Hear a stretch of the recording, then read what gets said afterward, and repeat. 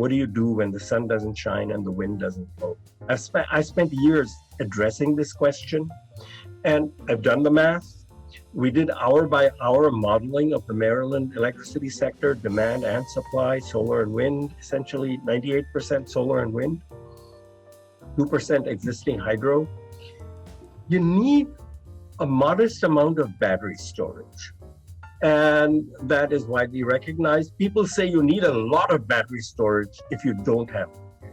That math is wrong because the thinking is not right. In my calculation, you needed about 5.5 hours of average demand worth of storage. And between solar, wind, and storage, that would take care of the whole demand for about 96% of the hours in the year. That still leaves 4%. That's about 2 weeks.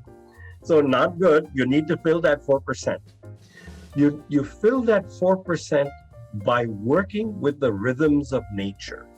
What the nuclear proponents are saying, or the carbon capture and sequestration proponents say, that you need these switchable energy sources, is we're trying to fit a radically new idea with solar and wind being variable into the existing frame of thinking.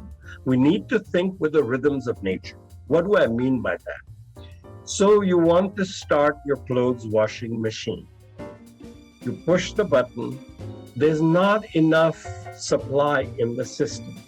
You have signed up beforehand and gotten paid to sign up, that when you push the button on your clothes washer, it may not come on at once. And most of the time it will, but some of the time it won't.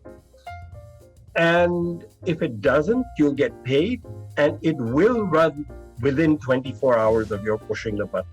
You don't have to sign up, and your clothes washer will run at once. You don't need 100% of the people to sign up. But if you do sign up, your electricity bill will be lower. So this could actually make electricity more affordable. It's called demand response. We have this kind of system in terms of preheating hot water or adjusting your air conditioning during the peak summer days. This is a known technology. But in a smart grid, all the appliances will be smart, and people will be able to lower their electricity bills by signing up to have their demand adjusted and met within 24 hours of pushing the button. That's called demand response. We need a smart grid for that. We need to build a smart grid. And so we can't be thinking that we're going to do it with nuclear and neglect building a smart grid. We're going to have to build a smart grid anyway to have a resilient system. We're going to have local solar to have a resilient system. We're going to have local battery storage to have a resilient system.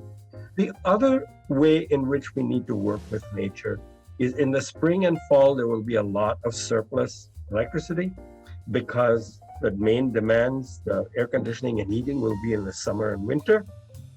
Now, at that time, we can store the heat in insulated cells in the ground. They have such a system in a community in Alberta, Canada, and they supply almost all their heat in the winter through energy stored in the ground. It's called thermal storage. And lastly, I would give you a very dramatic example.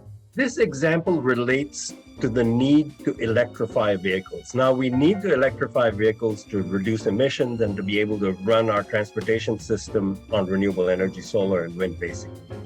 But once you do that, every vehicle now, instead of having a gasoline engine, has a reasonably big battery. And that battery, of course, gets charged from the grid, but it can also discharge into the grid. So you can connect your battery to the grid, not only to juice up your vehicle and go somewhere, but when it's plugged into the grid, you can arrange it so it gives electricity back. This is called vehicle-to-grid technology. It was developed at the University of Delaware decades ago. And it is now sort of in the demonstration phase. Volkswagen and Tesla and many other, Ford, the F-150 pickup truck, they're all getting into being able to use the capacity of the battery to electrify other things, your home and even the grid.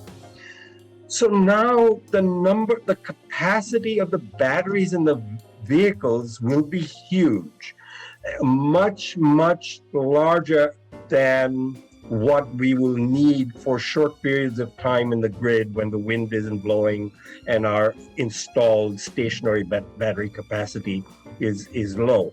So, for example, in Maryland, we have about 2.5 million vehicles, and we have 2 nuclear power plants. Now, nuclear power plants supply energy 24/7, but we have other ways to do that. We're talking about 15 minutes, 30 minutes, 1 hour. So if you have 5%, less than 5% of those vehicles connected to the grid, that would be the equivalent of a whole nuclear reactor.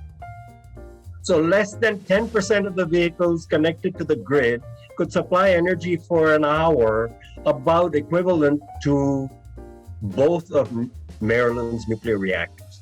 Basically, you would have a system where you go to the airport, you park your car, you plug it in, and you'll get paid to park because you'll give your car over to the grid operator, and they'll charge it and discharge it and guarantee you enough charge so you can go home safely and then some. So we need to work with the rhythms of nature rather than fighting it, and we can stop using polluting energy if we use our imaginations and not get fixated on the way we operate the grid now. We need to get away from dirty energy, and nuclear energy is among the dirty sources. Not as routinely dirty as coal, but it also makes bomb usable. So my summary is, we can do it better, more affordably and cleanly with solar and wind, and we don't need nuclear energy. In fact, we need to phase out the nuclear power plants that we have.